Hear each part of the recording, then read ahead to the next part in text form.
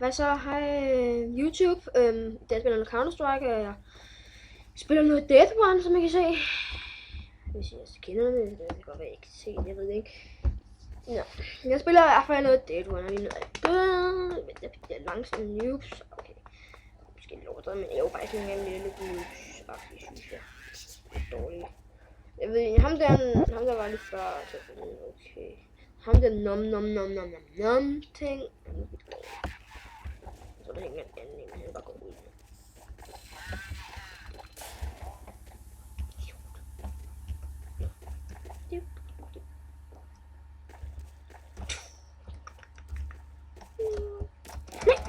Nej, det var langt det der. Ej, det var dårligt af mig det der. Ej, jeg er faktisk ret god til det, men lige til at spille lidt dumt af mig måske. Og han er så til nattyp, kan jeg se. Hvor fanden har han til nattyp på? Det er ikke.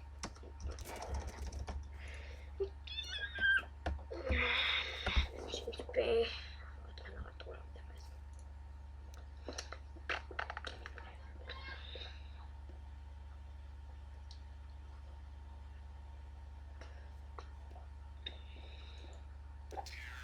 Nå. Der. Jeg har sgu ikke mange af dem. Jeg har flere med, hvordan ser det ud. Yeah! Det er faktisk lidt dårligt til det her. Det er ikke nogen butikker til at vise, men jeg synes det er ikke mig. Nogle gange kan jeg godt være ret god, men andre gange er jeg også lidt dårlig.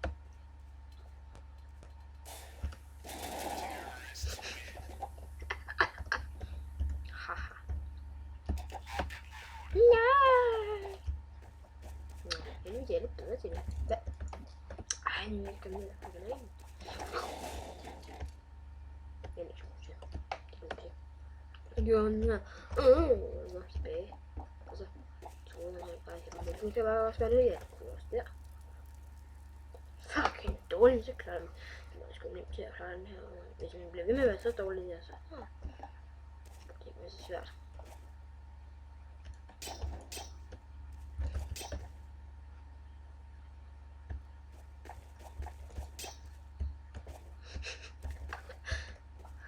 Jeg kan ikke finde ud af det særlig godt.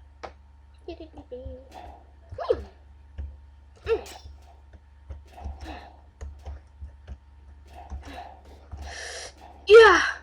Fuck, du tæt på det der. Jeg ved faktisk det. Jeg synes faktisk, det er rigtig tæt. Den der. Det er ikke finde ud af det der, hva'?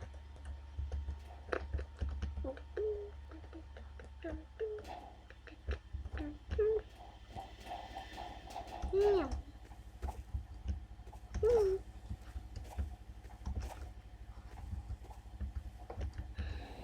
Sådan nu. Okay, jeg stod bare her og bare lige der lavede jeg så ikke lige noget, og så skubber man. Så var det dårligt. Ja.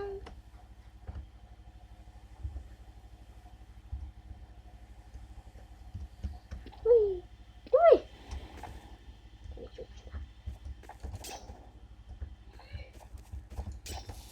Det virker værre her.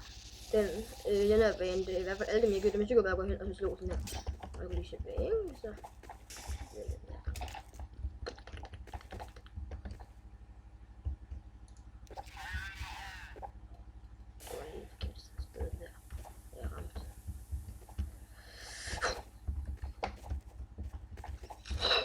Nej! Det var også bare den der. Den er så fucking irriterende. Yeah! Det er det. Nej, ham der, han er bedre end det også. Eller hvad? Nej, det var ham der var også var før, som faktisk.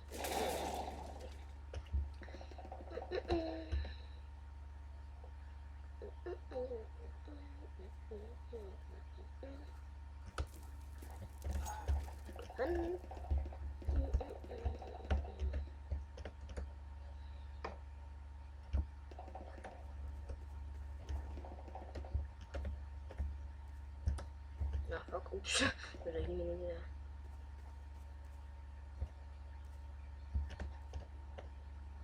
Tak! Nej. Du skal ikke tage.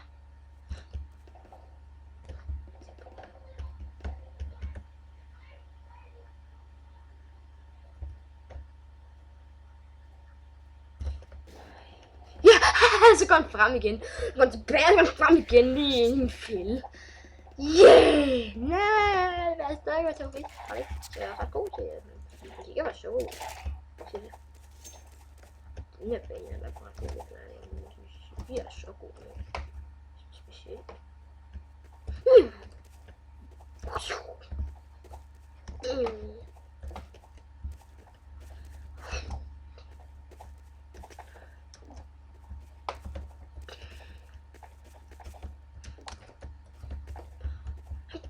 En skid af det finde ud af det, eller hvad fanden?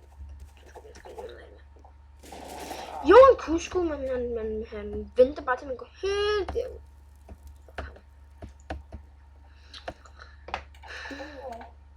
Eller han var lidt heldig der, ikke? Okay, det er en til.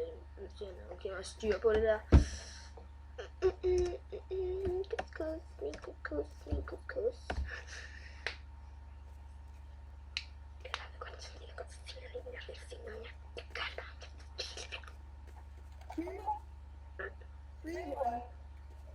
Nå, free one. Og ja, det burde man da sige i starten, så jeg vil sige. Så bare, nej, nu døde han, så kan jeg bare free one. Free one. Hvem døde det? Jeg tror, jeg vil bare sige, at han gør. Nej, jeg vil nu ikke sige en god idé. Han siger free one, det kan godt være, at det faktisk er et trick, det har prøvet. Jeg har prøvet, der var en, der sagde free one, og så er der rigtig mange følgere, der ikke lavede. Og så pludselig, så var det bare free. Yes, jeg vidste bare. Jeg vidste bare, at han ville gøre det. Det bare det. Det tror jeg ikke, han har set før. Nej, jeg er så syg. Så er det en der.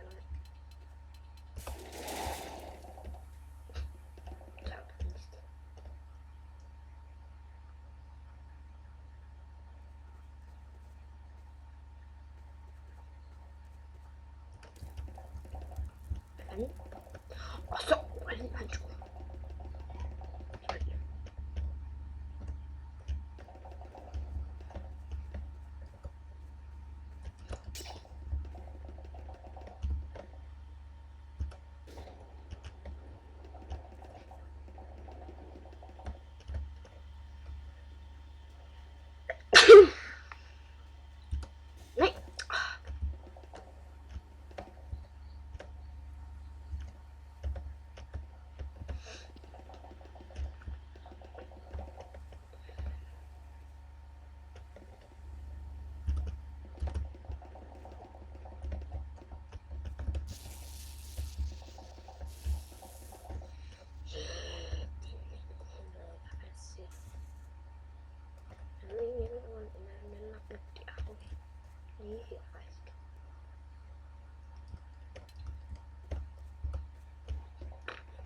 Se noget. Jeg tror jeg kan se noget, men det er ikke helt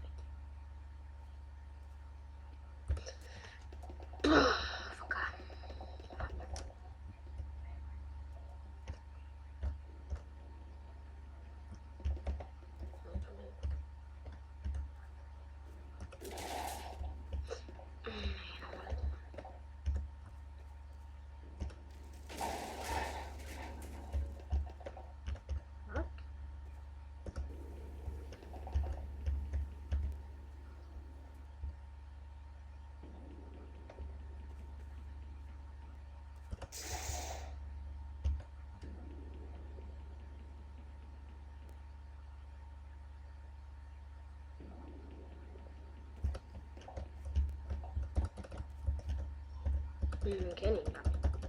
Slap af, man kan faktisk ikke. Nå. Man kun til noget af det.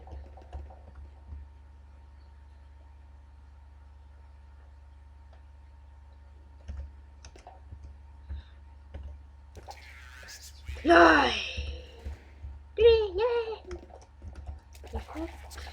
Jeg klarer mine tønder. Nej!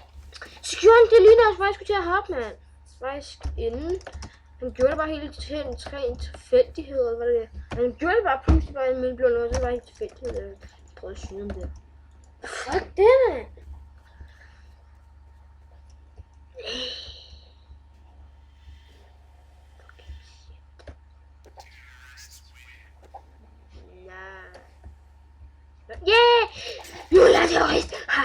bare rigtig god til. Jeg kan bare lære det. Det er rigtigt. Nej. Nej. Ja, han døde. Yeah. Det var sådan, det var very glad, at jeg skulle vente, der ikke skete.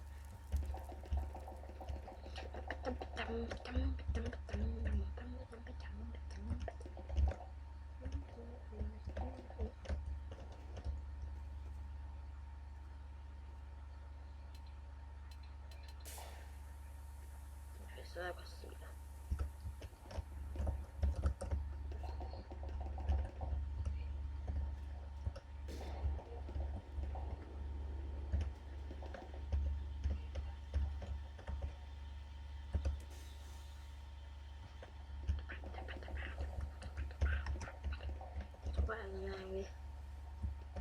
Så kommer der var lige en rigtig smuk. Så kommer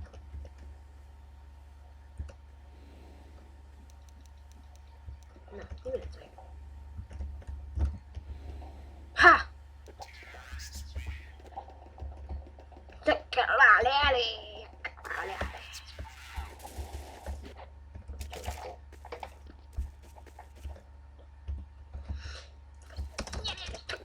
Nej! Så.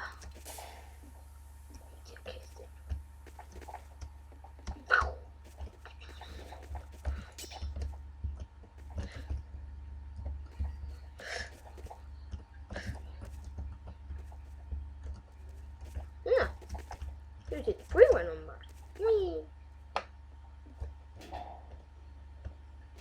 Jo, så er det ikke noget andet. Jo, han kan godt finde noget af ham der.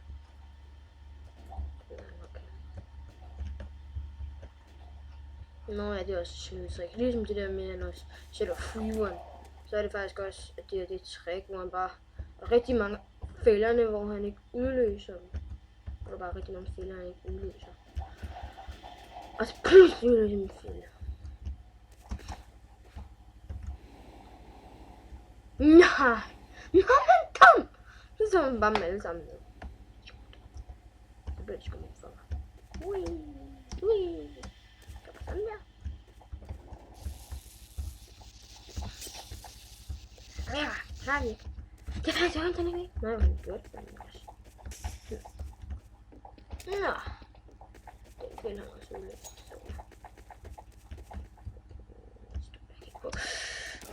Nej, det har jeg ikke. Jeg tænker, at det er mest hvis jeg nu havde, altså. Jeg synes, fordi jeg kunne døde med de andre. Og så er det, ja, måske, det er lidt glad. Jeg skal også bare se, at jeg har lidt finde ud af de andre.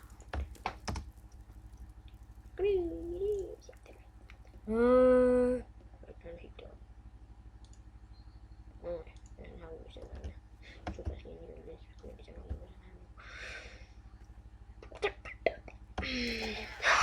haha, motherfucker! Kan du lære det med? Yeah. Hvad så? Ha. Det er det.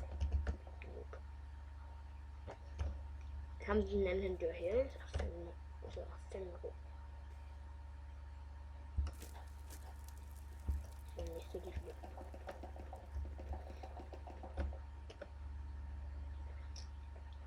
Kan han kun. Det er faktisk mange, der gør den der, de stiller sig lige. Så jeg sætter ild, og så mister lidt liv, og så hopper jeg.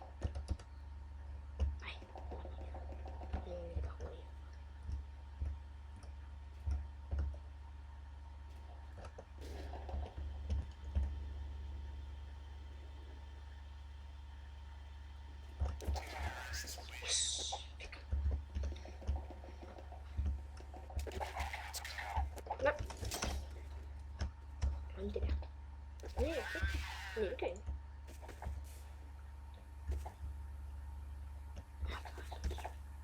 Boom!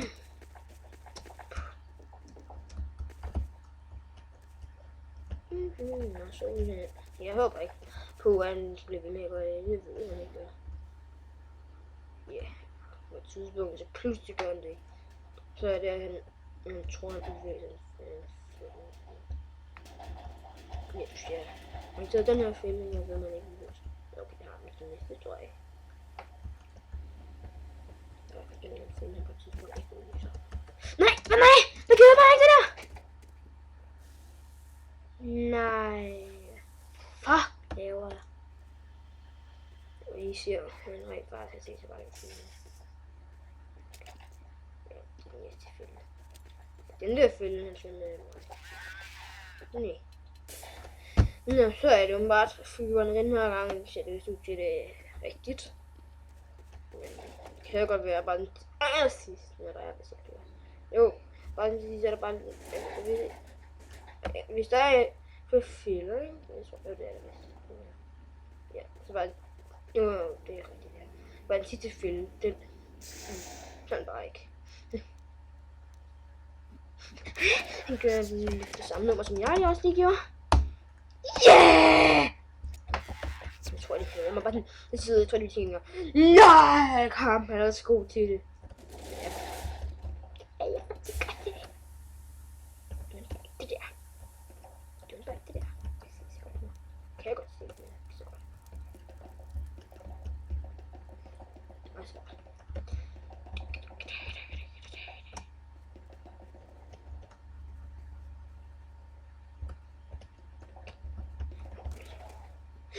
Dum! Det har jeg.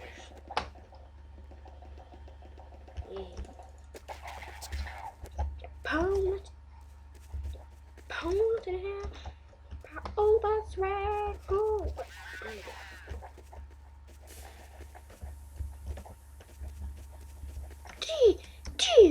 Sådan der, den havde ikke lige regnet med, hva'?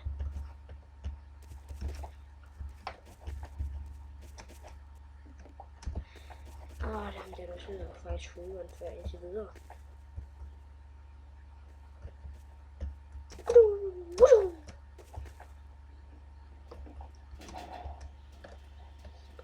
Gør det altså.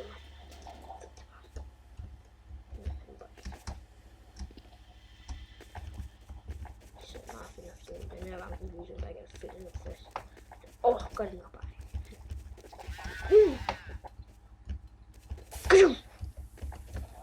Ja, jeg vidste bare, der var en fælde, han ville udnytte på et tidspunkt. Ikke på den.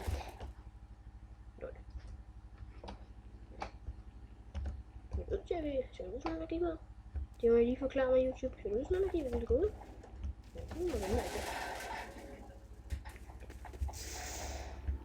Nå, nu udløser han også fælderne den her gang.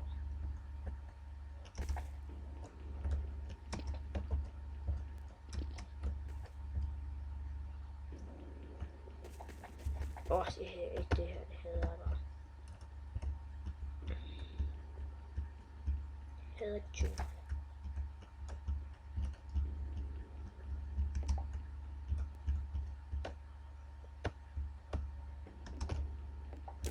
Nej! Fuck det, man, jeg er så tæt på. Jeg er tur. Jeg kan filme. Nå. Klar, det er meget godt, ham der ligger der.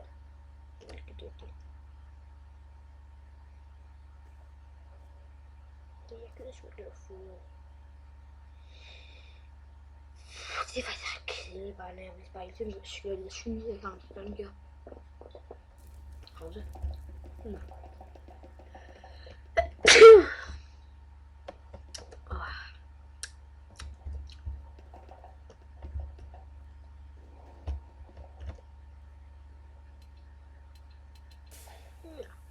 Jeg skal godt se der.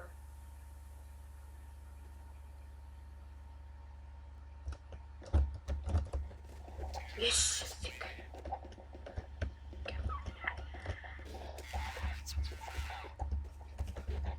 Nej! Ikke der!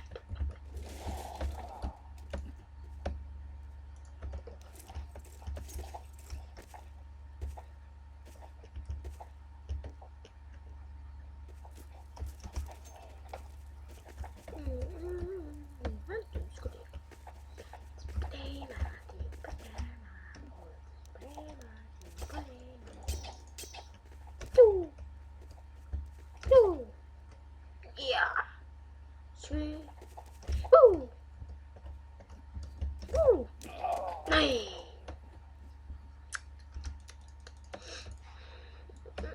Cool.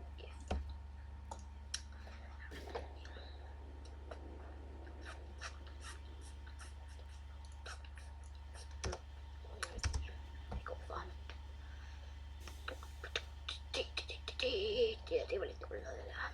Det var svært at komme til. Det går jeg også nogle gange lige sådan. Jeg ved sgu ikke. De gange synes jeg, at han var lidt dårlig ham der til det her.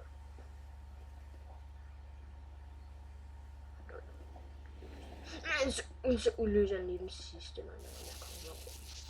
Fuck, hvor er han dum, så udløser han den der. Med samme mand.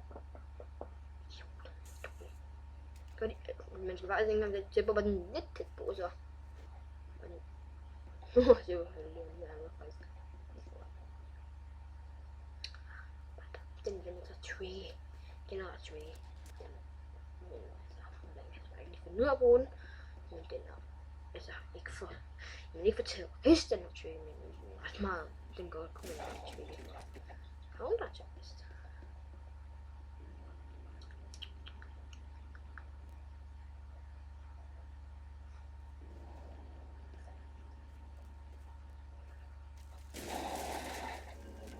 Nå, det ser vist ud. Jeg ved ikke, hvor lang den er blevet, den her video lige nu, men jeg tænker nok, at den er blevet rimelig lang. Så jeg tror i hvert fald, at jeg slutter nu. Hej hej!